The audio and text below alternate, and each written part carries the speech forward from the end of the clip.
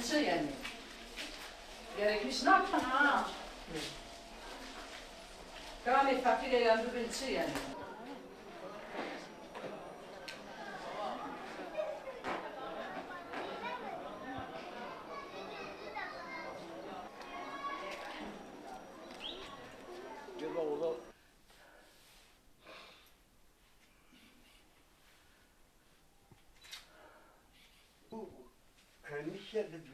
Kendime yaptım. Çatışmalardan sonra mahallede yapılan bu tahribattan dolayı hiçbir demokratik kitle örgütü, Diyarbakır Büyükşehir Belediyesi, doktorlar, avukatlar, evet, Ankara Barosu'ndan buraya avukatlar geldi. Burada halkın sorunlarıyla ilgilendi. Diyarbakır Barosu'ndan, Diyarbakır'dan hiçbir hukukçu buraya gelip kimsenin sorunlarıyla ilgilenmedi. Şimdi vatandaş işte burada avukat tutma, hak arama gibi bir gücü yok. Kimsenin de gelip bu problemle ilgilendiği de yok. İşte camlarımız kırık, duvarlarımız tamamen suları tahrip edilmiş, evlerimiz tahrip edilmiş. Bu vaziyette hiçbir yetkili bugüne kadar gelip burada bu mağduriyeti önlemek için, önleme amacıyla kimse buraya gelmedi. Mağduruz.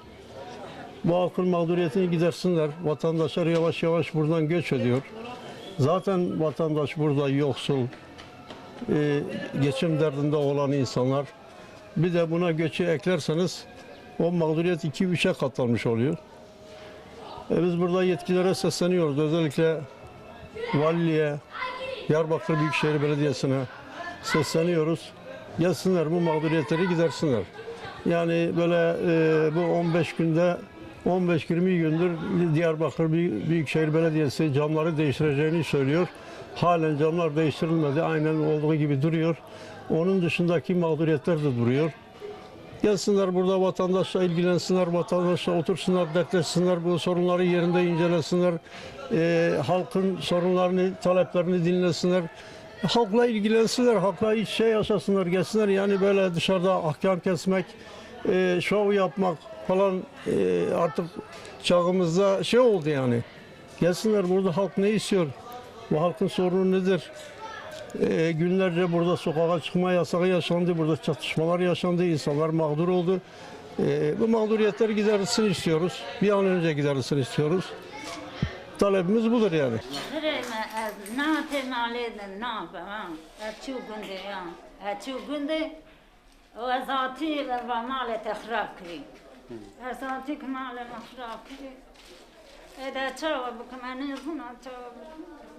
Nire üstüne kavada sadece kadar yedek.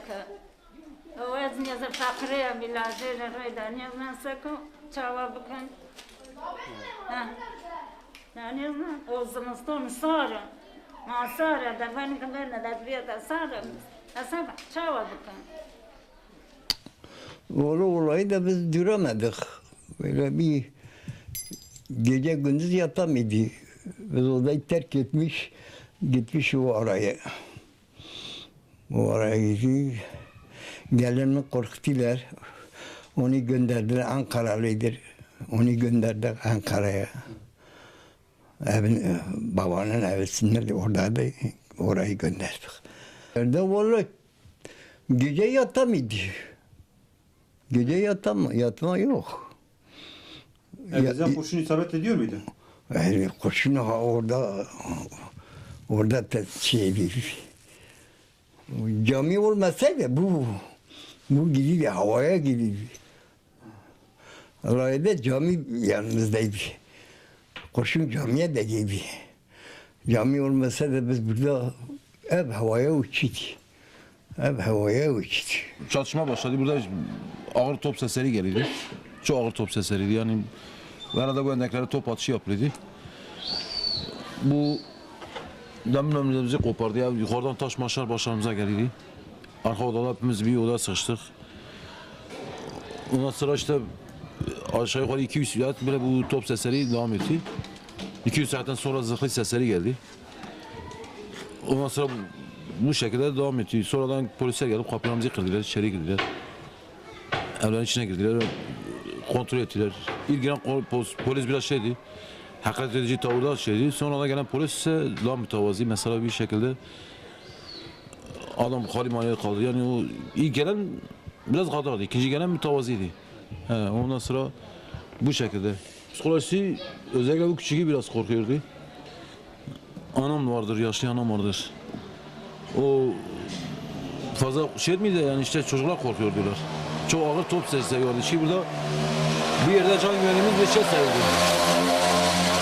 Can güvenliğimiz hiç yani ben sana ne söyleyeyim. Şimdi kendisi zırhın içerisinde ateş ediyordu. Biz burada ise savunması bir şekilde top sesi yani topların altında savunması bir şekilde bekliyorduk öyle.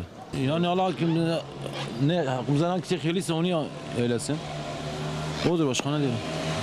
İnşallah bu savaş biter.